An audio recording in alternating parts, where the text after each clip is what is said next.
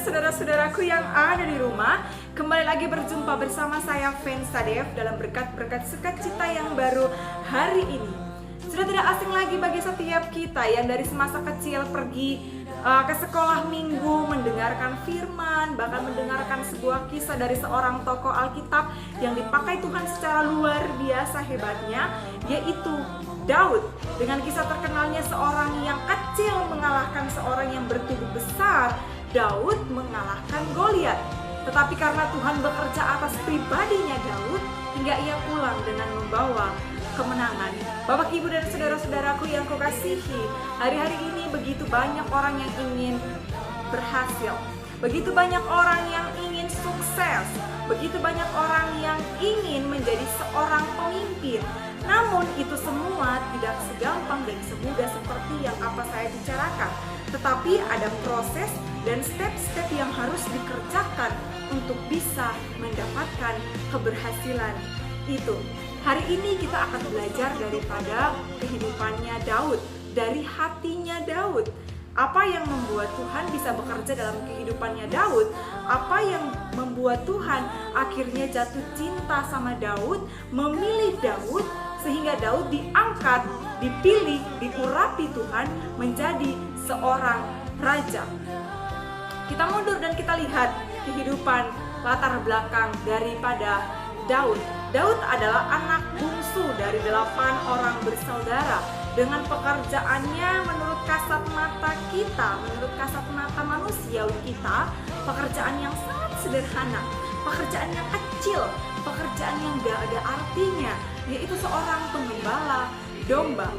Namun saya ingatkan bahwa kalau Tuhan mau mengangkat kita, Tuhan mau memilih kita, Tuhan mau mempromosikan kita menjadi seorang yang besar, Tuhan tidak melihat dari apa pekerjaan kita. Tuhan tidak melihat dari latar belakang kita, apakah kita kaya, apakah kita miskin. Tuhan tidak melihat dari perawakan kita, apakah kita cantik, apakah kita ganteng, apakah kita jelek, apakah tubuh kita besar, apakah tubuh kita kecil. Tuhan tidak melihat daripada itu. Tuhan melihat pusatnya kita, yaitu hatinya kita. Dan Tuhan melihat hatinya Daud. Dari pekerjaan yang sederhana, dari pekerjaan yang menurut kita itu kecil, mentalnya Daud dilatih sama Tuhan menjadi mental yang bukan gampangan. Mentalnya Daud dilatih sama Tuhan untuk punya mental pemberani, untuk punya hati yang bertanggung jawab, untuk punya hati setia untuk menjaga domba-dombanya, sehingga alhasil dia diurapi, dipilih, diangkat Tuhan untuk menjadi raja. Di sini saya punya 2 poin penting. Apa yang dimiliki Daud, hati yang seperti apa yang dimiliki Daud, hingga membuat Tuhan memilih Daud dan diangkat menjadi raja. Poin yang pertama yang hari ini saya akan berikan kepada saudara-saudara dan kita akan sama-sama belajar, yaitu Daud ini memiliki hati yang senang berdoa. Dilihat dari mana? Dilihat daripada kitab Mazmur. Di situ begitu banyak dituliskan doa-doanya Daud. Itu berarti Daud ini punya hati yang melekat sama Tuhan. Bukan hanya dekat, tetapi melekat sama Tuhan. Dia senang, dia gemar berdoa. Apapun yang ia mau lakukan, ia omongkan sama Tuhan. Berarti dia punya mezbah doa. Iya, dia punya mezbah doa. Sehingga membuat dia bisa bercakap-cakap dengan Tuhan. Lewat apa? Lewat doanya. Daud terkenal dengan punya pujian penyembahan yang bisa mendatangkan hadirat Tuhan. Berarti dia punya mezbah doa, hubungan relasi yang dekat, begitu dekat dengan Tuhan. Itulah hatinya Daud. Hari ini apakah kita sudah punya hati seperti Daud yang senang dan gemar berdoa? Hari ini ketika kita punya masalah, apakah kita mau omongkan sama Tuhan ataukah kita mengandalkan kekuatan kita, mengandalkan jasmani kita, mengandalkan orang lain, mengandalkan kekuatan manusia? Saya mau kita memiliki hati seperti Daud yang senang berdoa. Bukan hanya ketika ada masalah kita datang kepada Tuhan, tetapi dalam hal apapun kita mau datang tetap dekat, melekat kepada Tuhan. Itu poin yang pertama. Poin yang kedua, apa yang membuat Tuhan akhirnya jatuh cinta? Apa yang membuat Tuhan akhirnya memilih Daud dan mengurapi Daud menjadi raja?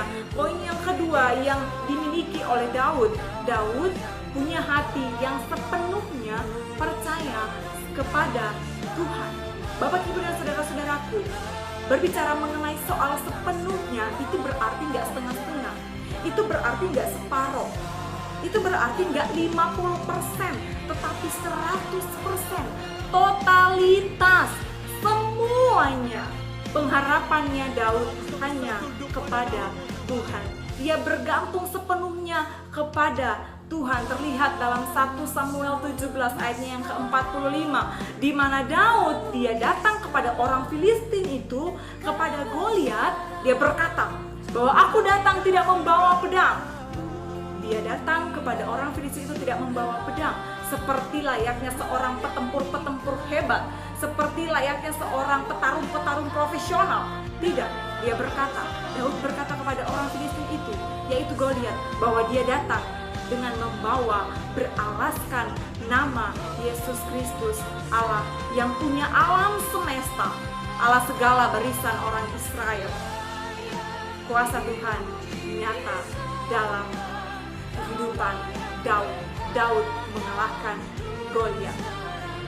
Bapak, Ibu, dan saudara-saudaraku, keberanian, mental, bahkan hati yang dimiliki oleh Daud, mari kita sama-sama belajar untuk taruh itu semua dalam hati kita.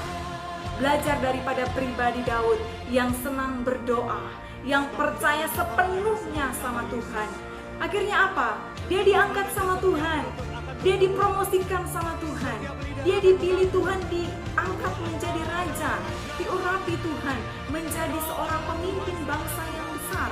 Kita kalau mau dipromosikan Tuhan, kalau mau diangkat sama Tuhan, mari hati kita bawa melekat sama hati Tuhan.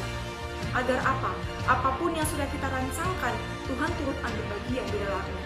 Kita tidak bisa salah jalan kalau sudah Tuhan yang kita taruh di depan kehidupan kita. Milikilah 2 poin ini, saudara-saudaraku. Hati seperti Daud, senang berdoa dan selalu mengandalkan Tuhan secara sepenuhnya, dengan sepenuhnya. Bapak, Ibu, dan saudara-saudaraku, kita kalau mau angkat dan dipromosikan Tuhan, kita kalau mau dipilih dan diangkat Tuhan menjadi seorang pemimpin yang besar layaknya Daud, kita kerjakan 2 poin yang tadi dalam kehidupan kita. Tempatkan Tuhan yang paling terdepan. Bahkan hati kita lekatkan sama hatinya Tuhan. Selalu andalkan Tuhan dalam kehidupan kita, bahkan dalam pekerjaan, bahkan dalam situasi apapun. Kita taruh Tuhan yang paling nomor 1, maka kita tidak akan pernah menjadi yang terakhir. Damai sejahtera untuk kita semua. Shalom dan Tuhan Yesus memberkati.